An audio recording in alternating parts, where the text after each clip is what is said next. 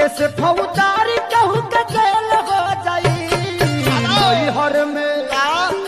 नैहर में लागल बाड़े बहकी जवानी पिया से ले हो जाए।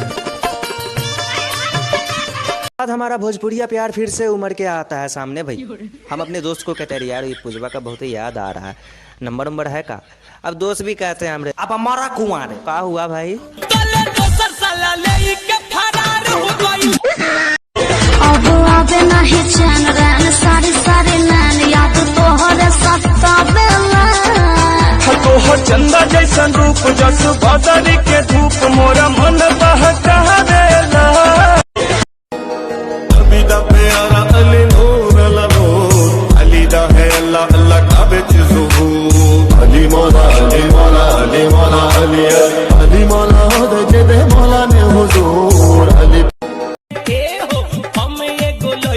के पीछे रही लागल ओकरे ही प्यार में भइल रही पागल।